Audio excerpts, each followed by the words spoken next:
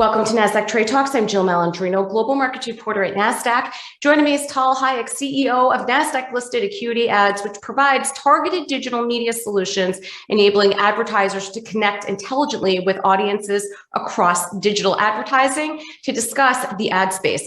It's great to meet with you, Tal. Welcome to Trade Talks. Thank you. My pleasure. What has been the impact of big players like Apple and Google on the advertising ecosystem? I think you're referring to some of the new regulations. So I think we have to break it down into two. So let's talk about Google for a second. Google came out last year and said they will start phasing out third-party cookies. Earlier, a couple of months ago, they kind of rescinded on that and said, we're not going to do that for at least 2 more years. And that's, I think, doubtful that they're doing that. I think for the ad tech space as an industry, we started working very well together. So it's the first time we're working together with our vendors, with our suppliers, with our customers, with our competitors, in order to achieve some kind of a new way of really identifying people and consumers so we can show them targeted ads. So that's about it. I think the solution that I believe is going to be the winner is some kind of a universal ID solution. There's many of them out there right now. From our side, we're working on all of them, but one of them or many of them are going to catch. But that's actually a much better system than the third-party cookies that was never designed to do what it's doing today. Tal, why do you think ad-supported streaming is the future of advertising? Well, that's a big question, but let me answer it in a few different ways. I think as consumers, I know myself, if I'm paying for streaming, when it was only Netflix, it was great. $10 a month, it was perfect. And then more of them came in, and now we're in a situation that I think I'm paying, $150, $200 a month, and I still don't get the same things that I used to get with cable. So I don't think that's a viable solution. I don't think the consumers are going to continue paying that kind of money for less services than they're used to. I think at the end of the day, there's going to be a solution that will cost you more or less as cable, let's say $50 to $75 a month, and you should be able to get everything you want with that. But that means that there's not enough, subscription fees for everyone. And on the internet, it works great. I mean, the content is provided by advertisers, and it's there for free for the consumers. Mostly TV was that way as well. Most of the content was paid for by advertisers, and was free for the consumers. And I truly think that's the model that's going to happen here too. Mm-hmm. That's a good point. And what are some significant ad tech IPOs and M&A activity that you've seen in recent months that look interesting? Oh, well, obviously, we've seen many of them. Up to very recently, there were not a lot of companies successfully public on the Nasdaq or on the stock exchange in general. Look, it's an industry that started about 11 years ago. There was a lot of investment in the space. So obviously, there would have been thousands of companies.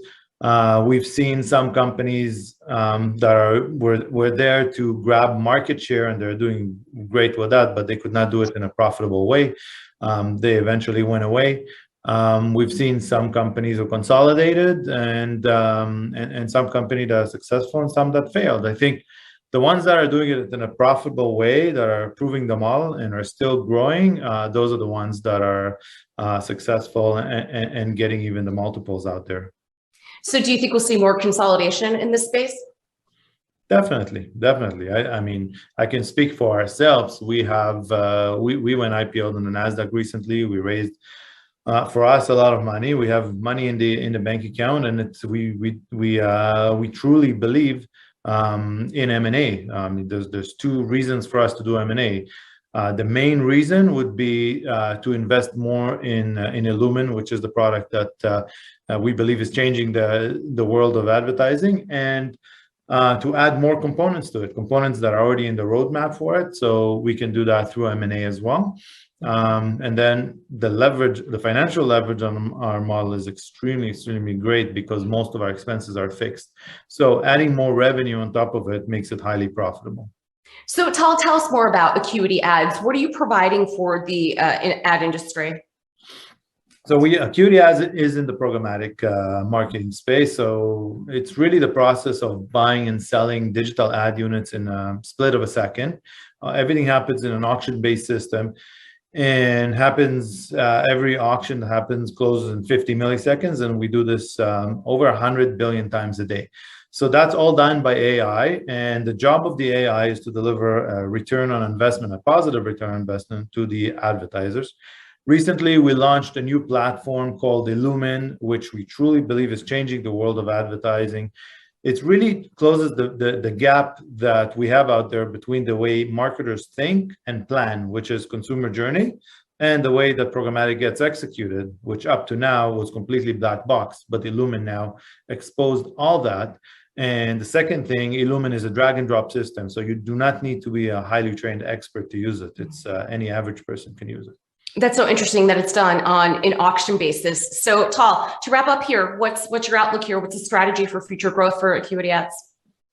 Well, there's a number of future growth that we're looking at. We touched on M&A for a second, but we also think organic growth is extremely important as well, and that's been our focus. You can see our Illumin revenue is growing like crazy, and we're very happy about that.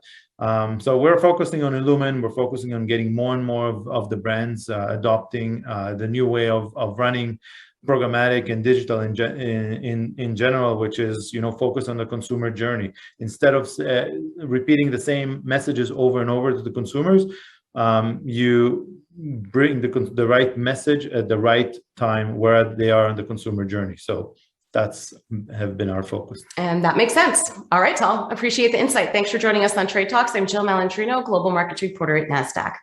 Thank you.